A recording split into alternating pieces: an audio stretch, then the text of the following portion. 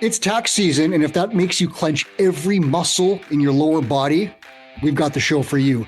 We're going to give you 7 tax strategies that were learned the hard way by a very experienced gym owner. His name is John Franklin. I'm Mike Warkentin. This is Run a Profitable Gym. Please hit subscribe before we go any further. John, tax strategies. What's your worst story? Do you have any horror stories from back in the day? I have a couple. What was the worst thing that happened to you? Let me start by saying I get all the fun podcasts. You know, it's like Chris Cooper gets to do the annual planning, and then he throws me in the ring to, talk to him about taxes. They're going to love that stuff. And you have to battle the IRS. Luckily, I've never had to go through like a full-on audit. I think the worst, which we'll talk about, is just being wholly unprepared for what my tax liability would be. In Canada, I know they look over you with a microscope, so I'm sure you've gotten a lot more scrutiny than I have. What's the worst you got, Mike? You know, we had a pretty on-it bookkeeper, so we didn't get a lot of surprises. But one of the things that I didn't know about when we first started the gym was we would buy stuff from an equipment manufacturer and they didn't charge tax. And this was great. We thought we were getting a break. Turns out you're supposed to actually report that tax, self-report. So you're supposed to turn yourself in and pay the money. I never did that. And then I realized that I had to, and I did and cleaned all that stuff up. And that was a cost that I didn't see coming. So, and my accountant didn't see it either because she didn't even know that we were buying equipment from a vendor who wasn't charging Canadian tax. So that's a common one, but there are also way worse ones where it's like, I haven't done this one, but I know people have done this one.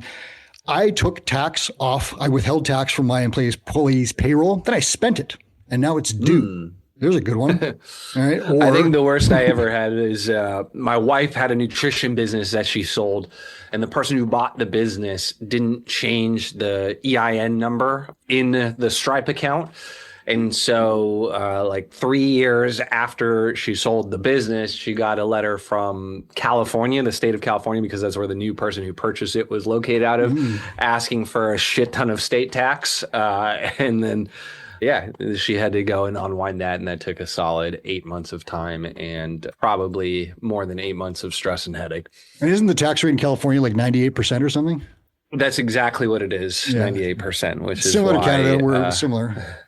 That's why I moved to Florida, so it make this a little easier. Yeah, and then there's also those things where you have corporate tax. So you look at your books, and maybe you're a new gym owner, you're making money, you're like, this is fantastic. And you see that there's profit every month, and you start spending things, or you start assuming that you're not going to have to pay anything out at the end of the year. Then you get a tax bill based on your profit, and you're like, oh, maybe I made some bad decisions there with that money that was actually owed to the government. So there's stuff like this that crops up.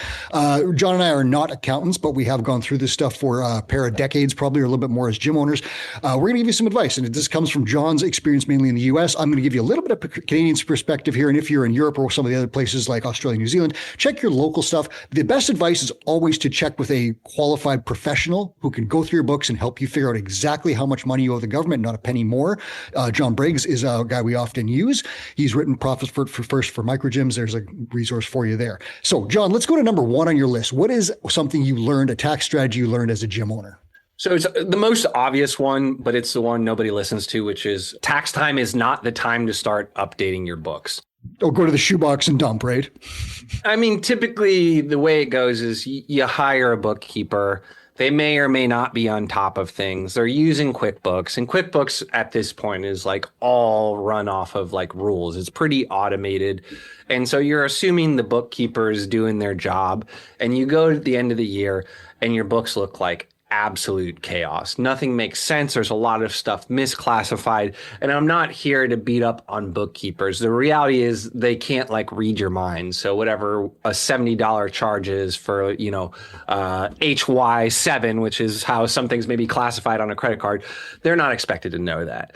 And the other thing is, like, if you use a service, a lot of these services will outsource to, India, Philippines, places where labor is cheap. One of my examples while running a gym is I had a bookkeeping service doing my books, and I could tell it was outsourced because they were misclassifying their own service. So the bookkeeping service was like classifying their stuff as marketing when obviously it was. Yeah, exactly. And so at least once a month, you want to go in there and make sure that where things are classified are actually appropriate. And one of the things that is kind of like a step before that, is making sure you have the appropriate classification. So if you search through TwoBrain, we have a couple sample P&Ls so you can see how you like to how we like to set it up. Because the reality is at TwoBrain, we preach something called the 4/9 model, which means you should pay your staff 4/9 of the revenue you make, 2/9 should go to your expenses, and 3/9 should go to you as profit. And so if you're using that as kind of like your North Star for where money should go, having misclassified expenses throws the balance off. And the other thing is you're not really sure if you're overpaying your staff, you're not sure what your actual marketing cost is, and you're not really sure if you're hitting your actual profit targets. And the only way to do that is to really be sure that your books are clean, up to date. And the only way to do that is to go through with a fine tooth comb and ensure that everything is clean. Because the reality is, I have trouble remembering what I had for breakfast yesterday, much less what some random contractor payment or credit card charge or Upwork thing was over a year ago. So the best time to do it is yesterday, and be on top of it as much as you can, because the cleaner it is, the better business decisions you can make. So John, you mentioned a spreadsheet. This is a P&L I've got on the screen here that Chris Cooper created specifically for a gym business. And if you look, a recurring expenses, a whole bunch of hidden lines here, but it's all sorts of things in there like meals and rent and insurance and all sorts of different stuff. This thing is available. If you want it, you can go to Gym Owners United and you can DM Coop. Just ask him, I want your P&L. He will send it to you. And this thing was made specifically for a gym.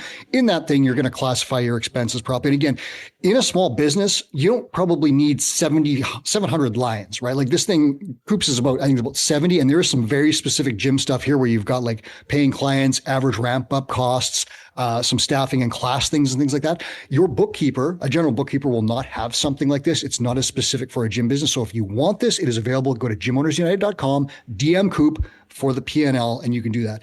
John, for a P&L, when you were running a gym, was yours a big, massive, intricate document, or did it kind of look like this, where it was in that like 70 lines kind of thing? I tried to keep it simpler and, trying to get your basic, your gross profit and have staff expense classified properly and try and categorize the revenue. I thought our books were awesome, right? When I was running gyms, I thought we were doing a pretty decent job. But then I went to this event with Chris, and it was an event of people with businesses like TwoBrain, where they coach people in the brick and mortar space.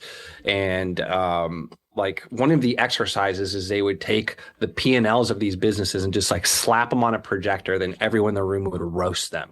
And when I saw that, I realized how bad of a job I was doing at understanding what was going on in my business.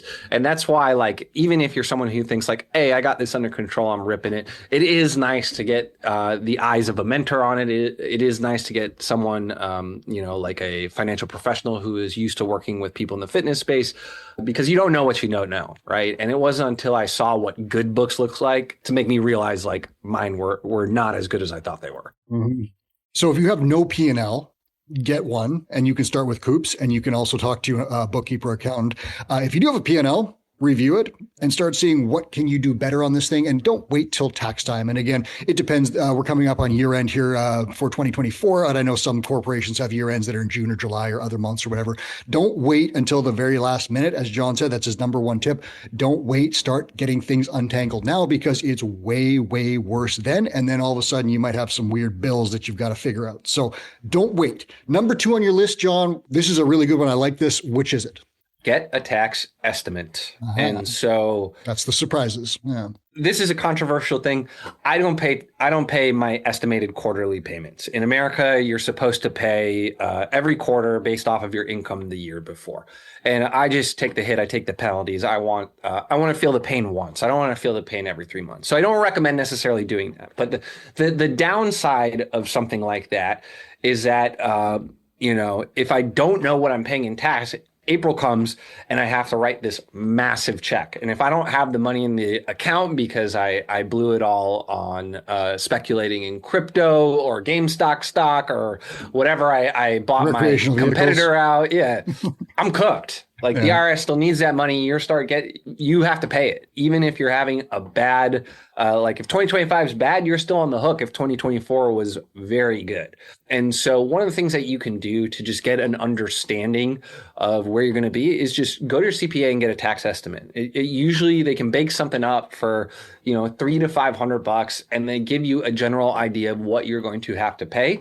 And if you do that at the end of the year, April is tax time. That gives you 4 months to figure it out how you're going to get that money. And if you, file for an extension, you're still going to pay penalties until the point you pay it.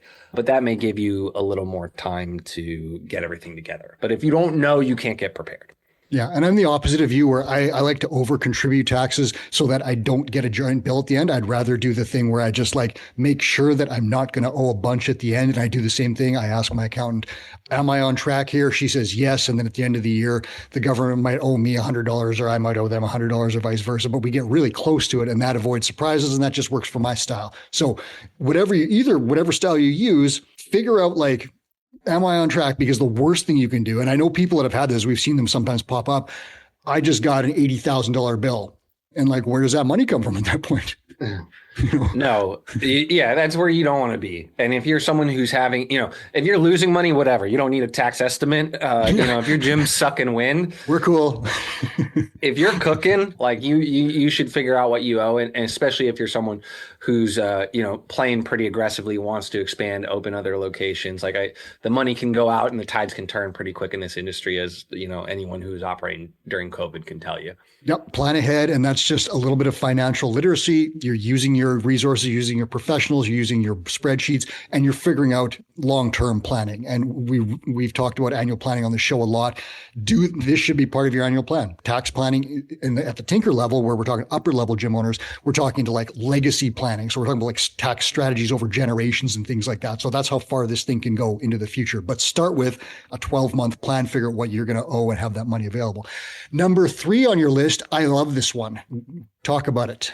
It's just don't waste $1 to save 35 cents. So there are a lot of accountants out there. Like, you want an aggressive accountant. You want somebody who, doesn't like taxes. You don't want to hire yourself a bean counter. You want someone who's going to, implement some of these strategies for you and try and get you to pay the lowest tax bill possible. But some of these people who skew a little more aggressive, they may say like, hey, you got an extra $20,000 in profit this year. Go out and spend that so you can save on taxes. And so you go out and buy some garbage you don't need. But the reality is, like, that's $1 out, and you saved 35 cents, but you spent $1, right? Now you have 20 sandbags in the corner of your gym that no one uses. Right. Or some truck you didn't need or whatever, that I would prefer personally to just pay the tax bill, invest that. And, if your goal is to build a resilient business, a business that generates wealth for your family, you're not going to avoid taxes completely. It isn't realistic. So, at some point, the cash flow is so strong that, you got to pay the tax bill. And sure, I can hear all the real estate people screaming and saying, but real estate. Fine, but like, you're still going to pay taxes on that unless you 1039 exchange over and over and over again. But for most gym owners, I think in our state of the industry, it's under 10% own their building. So it's not like a real play. It's not a viable strategy for most people. So again, just be sensible. If you're someone who's around the average, which our data shows is, between 3,500 and 4,000 take home pay, don't blow 30,000 on something you don't need. Pay the tax bill and put the extra 20,000 in your pocket, or put it in an investment account, let that grow and take care of your family. Like, as gym owners, there aren't a lot of gyms that have been around for 20, 30 years. Like, look around your hood. How many have been around since 2004? I would guess pretty close to 0. And so I think as a community, we need to think more about planning for our future. Yeah. And since the first Lord of the Realm showed up and, whatever, they found a way to get tax out of legitimate businesses. So if you're running a legal business, you are going to pay some tax. You're going to have to do that. My analogy on this one, John, is we sometimes, my wife and I, after a workout on a Sunday, we'll get a coffee and a donut on the way home. And we order 2 donuts, 2 coffees. And the person says, if you order 6 donuts, you can save the tax, due to some weird Canadian law where 6 donuts becomes a meal that's tax-free or something like that. And I think about this, like, You buy the $4, you have four more donuts at $4, whatever, and you save 20 cents in tax or whatever it is. That's the exact thing John's talking about here. You spent this money and you probably didn't need the donuts and you saved a little bit of tax. So like if you get this advice, take it with a bit, think about things you actually need. That might be the time to get something that you do need, but don't spend it on nonsense, and don't just like, I'm saving the tax, because you never really save the tax. What's next on the list? Also, I said 1039. I meant to say a 1031 exchange. That's just like a thing that allows you to like roll your capital gains in real estate into something new if you're just keep buying within a certain time frame. Yeah, and the government's still going to find you at some point somewhere on the chain, right? Yeah. So for those real estate gurus cursing me over the air, I apologize. All right. And so the next one is pretty simple. Like most gym owners have kids. If they're old enough, you can put them to work and pay them to do legitimate tasks. And you can pay each child, again, this is in the US, somewhere around, I think it's $14,600 this year. So if you pay them under that threshold, they don't owe any federal tax. And that, let's say you have two kids, you pay them $14,500 a piece for work they did in the gym. That's $29,000 in taxable income that's shielded. So, that's about $7,000 in tax savings. And you can also put that into a custodial account for them, invest it, and start taking care of your kids' financial future. At 18, they would get control of the money, but they can use it to go to college. They can use it for a wedding. They can use it to buy a nice car.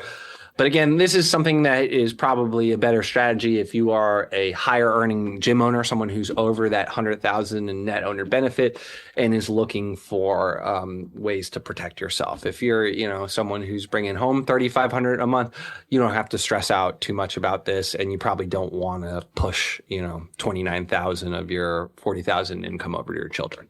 But just one I want to put out there, and just a way that you can pass wealth down to your children in a tax efficient way. And the big qualifier that you said there was the word legitimate. So if you have a newborn baby and she becomes your social media manager for $14,000 a year, is that legitimate?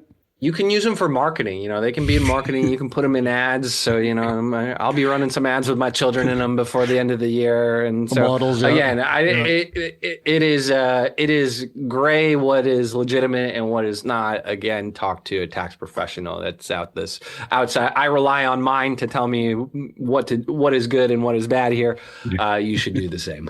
Yeah. So if you have some, keep it in the right, you can have common sense on this, but then do run it past your professional who can tell you, yes, that is a legitimate, defendable write-off, or no, that is not. And maybe we can find a different way to do it. So the difference that John laid out between having your, a young child as a model, that you might pay a model fee to someone else if you're running a kids campaign, that's legit. Having someone who's completely unable to run a social media account, running a social media account might raise an eyeball. Do ask your professionals. What's next? Bonus depreciation, one of the wonders of the world. Okay. So again, let's say you do legitimately need to update your fleet of eco bikes or Concept 2 rowers, some very expensive piece of equipment, or you want to outfit your gym with some fancy saunas and cold plunges. That stuff, since they're assets, they'll go on your balance sheet and they get depreciated over, I don't know, a 7 to 10 year period. But in America, there's a law saying that you can take bonus depreciation up to 80% in the first year of purchase. So let's say you spend $20,000 on new Concept 2 rowers, you'll be able to write off 80% of that in the first year. So that's $16,000 against your taxable income. And the thing is, if you finance that, I believe you're still eligible. So if you buy $20,000 equipment, but you only required, a $2,000 down payment, and then you just made payments on the rest, the interest would be tax deductible, and you'd be able to take that whole piece of the bonus depreciation in the first year. So, I know over the air, this is hard to see, but, $2,000 down as like the down payment for $20,000 of equipment, and you're getting $16,000, a $16,000 offset of your taxable income. So, again, talk to somebody who can advise you specifically, but it is an effective way to kind of hide some of your income in a better year. Yeah, so that might be exactly what you said there. I think is the key qualifier is in a better year. So if you're having a good year, you could use this and knock off a whole bunch. If you're say having a year where you don't need that, you maybe wouldn't take the bonus depreciation, correct?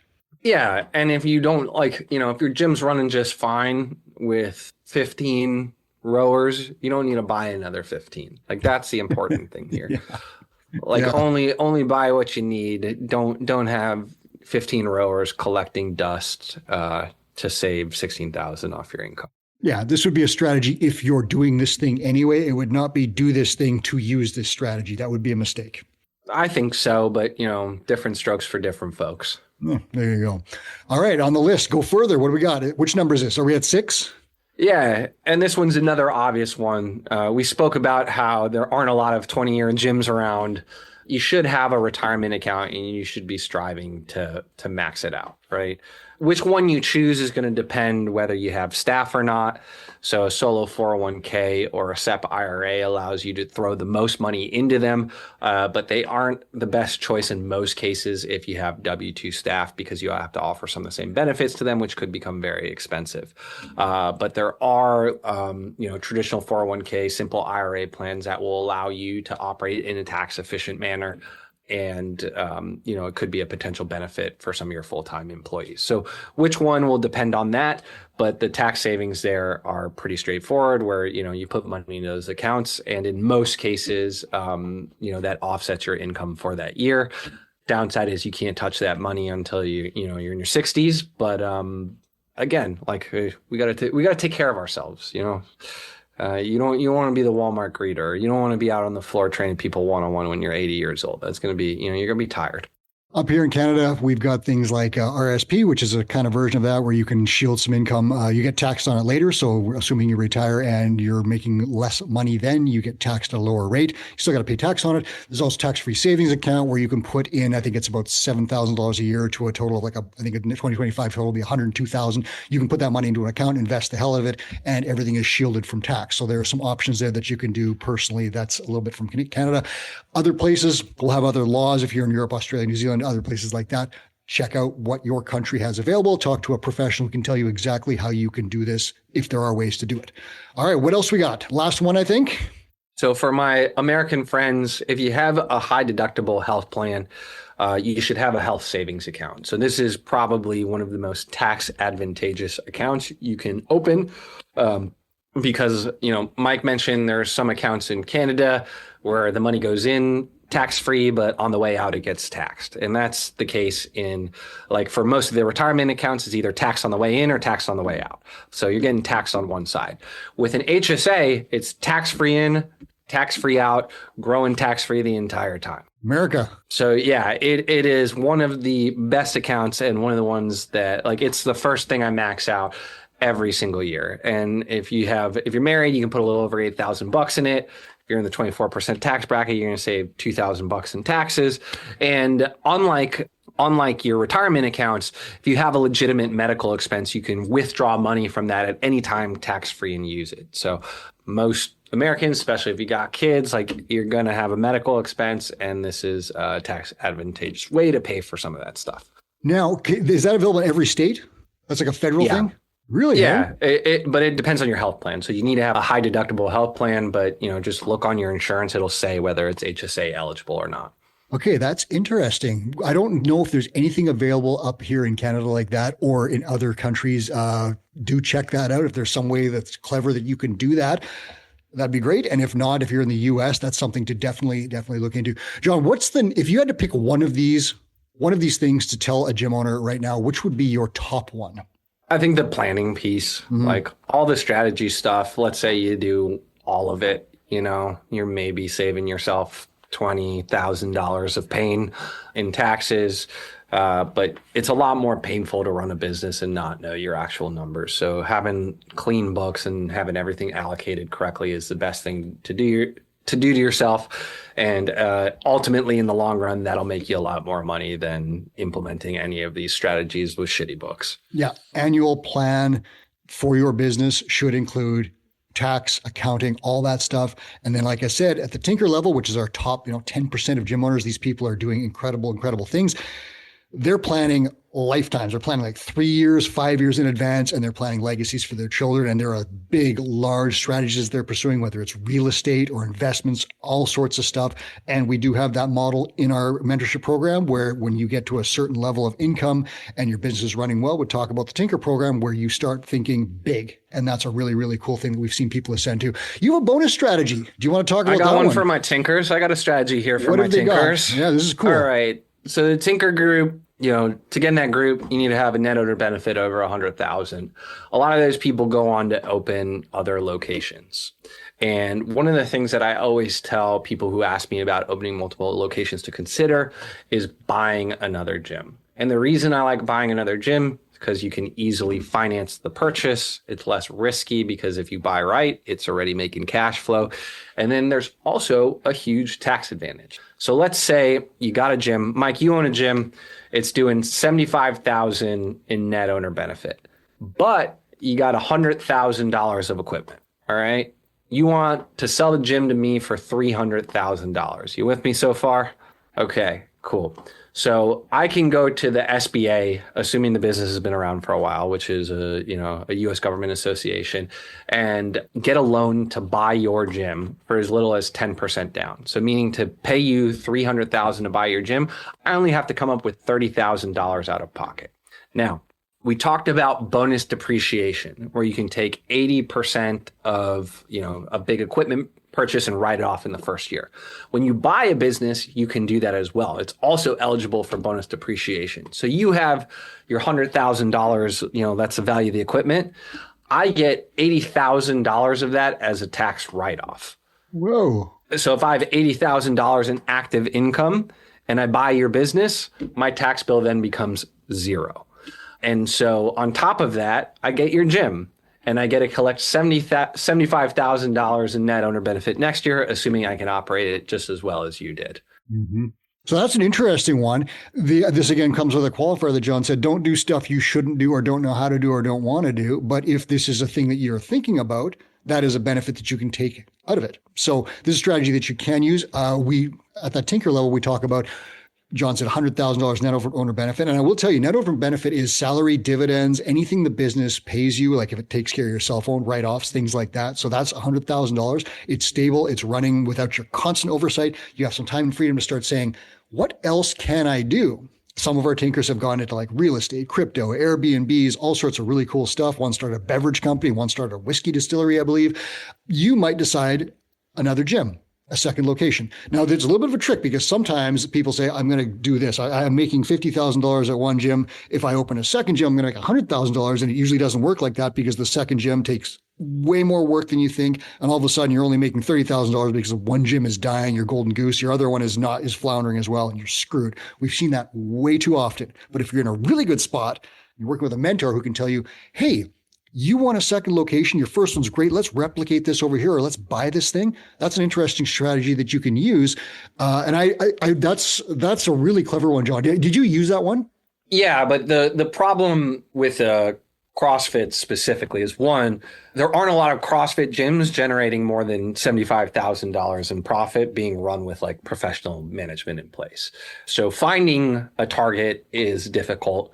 And then the second piece that makes it work a little less effectively in CrossFit versus some other models is it's pretty lean, the equipment in there. The price of a lot of this stuff has come down. There's not a lot of CrossFit gyms where the fair market value of the equipment is $100,000 plus. So you have less of that. You can take less of that bonus depreciation.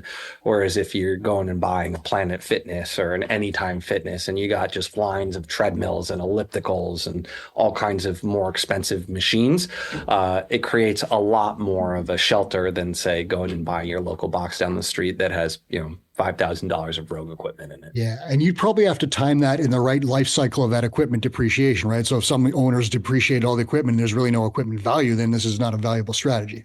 I think you can get an analysis done to determine what the fair market is. So yeah, okay. That's interesting. Because like a lot of we see rusty barbells, I was talking to my accountant to run the strategy and she's like, you should buy a trucking company. And I was like, I don't know shit about trucking, so I'm going to pay my taxes, But yeah, you can, it's the fair market. Yeah. Okay. Well, that's an interesting one to look at if you are thinking about stuff. But again, I'd tell you, talk to a mentor and figure out if buying a business and doing that is right for you.